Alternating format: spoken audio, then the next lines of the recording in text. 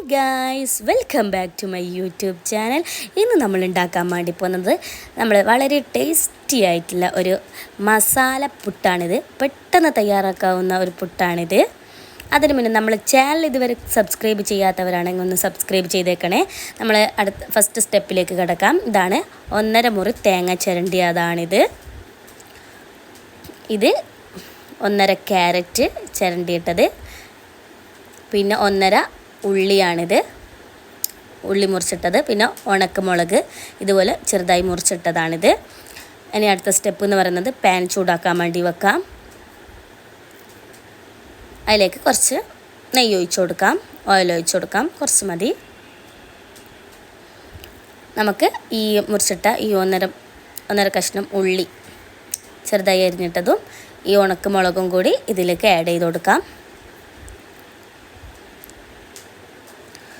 ആവശ്യത്തിന് കുറച്ച് ഉപ്പിട്ട് കൊടുത്താൽ മതി.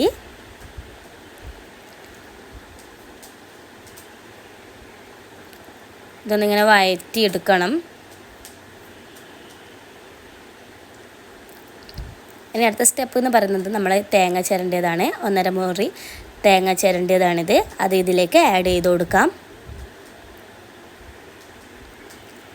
ചെറിയ ഫ്ലെയിമിൽ ഇട്ടിട്ടാണ് ഇതിങ്ങനെ ചെറുതായി ഒന്ന് ചൂടാക്കി എടുക്കാൻ വേണ്ടു.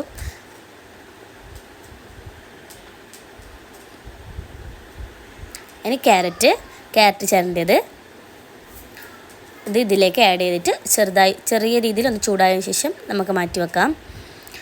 ഇനി അടുത്ത സ്റ്റെപ്പ് എന്ന് പറയുന്നത് ഇതാണ്. അജ്മി പുട്ടുപൊടിയാണ്, 500 ഗ്രാമിൻ്റെ അജ്മി പുട്ടുപൊടിയാണിത്.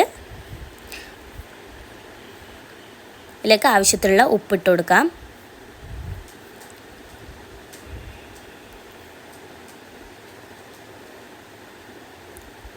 വെള്ളം ഒഴിച്ചിട്ട് നമുക്കിത് പുട്ട് ഒന്ന് കുഴച്ച് സെറ്റാക്കി എടുക്കാം. നല്ല പുട്ടുപൊടിയാണിത്, അജ്മി പുട്ടുപൊടിൻ്റെ നല്ല സോഫ്റ്റ് പുട്ടുപൊടിയാണിത്. നമ്മൾ ഇത് തന്നെയാണ് അത് യൂസ് ചെയ്യാറ്.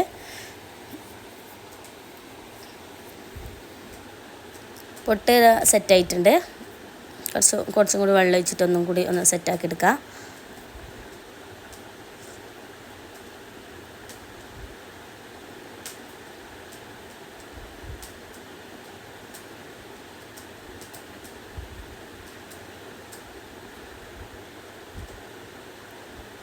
ഇനി നമുക്ക് ഈ മസാല ഇതിലേക്ക് ആഡ് ചെയ്ത് കൊടുക്കാം. എന്നിട്ട് മൊത്തത്തിൽ ഒന്നും കൂടി ഒന്ന് സെറ്റാക്കാം. നമുക്ക് ഇത് ഇവിടെ സെറ്റായിട്ടുണ്ട്. നമുക്കിത് ഒരു 1 മണിക്കൂറോളം ഫ്രിഡ്ജിൽ വെക്കാം. ഫ്രിഡ്ജിൽ വെച്ചിട്ട് നമുക്ക് എടുത്ത് കഴിഞ്ഞാൽ നല്ല സോഫ്റ്റ് ആയിട്ടുള്ള പുട്ടാണ് റെഡിയാകുക. ഇങ്ങനെ മസാല പുട്ടല്ല, സാധാ പുട്ടായാലും നമ്മൾ ഫ്രിഡ്ജ് വെച്ചെടുത്ത് കഴിഞ്ഞാൽ നല്ല സോഫ്റ്റ് ആയിട്ടുള്ള ഉണ്ടാവും. അതുകൊണ്ടാണ് ഇങ്ങനെ ഫ്രിഡ്ജിൽ വെക്കുന്നത്.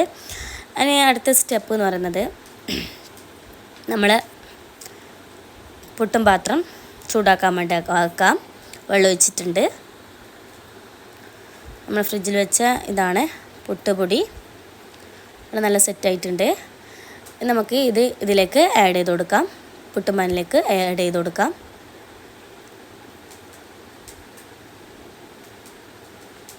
മൊത്തം മിക്സ് ആയതുകൊണ്ട് ഇങ്ങനെ സ്റ്റെപ്പായി ഇടേണ്ട ആവശ്യമില്ല. അടച്ച് വെക്കാം. പുട്ടിൻ്റെ ആവി ഇവിടെ വന്നിട്ടുണ്ട്, സെറ്റായിട്ടുണ്ട്. നമ്മൾ മസാലപ്പുട്ട് ഇവിടെ റെഡി ആയിട്ടുണ്ട്. ഇതാണ് നമ്മളെ സോഫ്റ്റായ നല്ല ടേസ്റ്റാണിത്. എല്ലാവരും ഒന്ന് ട്രൈ ചെയ്ത് നോക്കണം. നമ്മൾ ചിക്കൻ കറീൻ്റെ കൂടെയും ബീഫ് കറീൻ്റെ കൂടെയെല്ലാം ഒരുപോലെ സേവ് ചെയ്യാൻ പറ്റുന്ന ഒരു പുട്ടാണിത്. എല്ലാവരും ഒന്ന് ട്രൈ ചെയ്ത് നോക്കണം. വീഡിയോ ഇഷ്ടപ്പെട്ടാൽ ലൈക്ക് ചെയ്യാനും ഷെയർ ചെയ്യാനും സബ്സ്ക്രൈബ് ചെയ്യാനും മറക്കല്ലേ. ഇനി അടുത്തൊരു വീഡിയോയിലേക്ക് വരുന്നത് വരെ ബൈ ബൈ.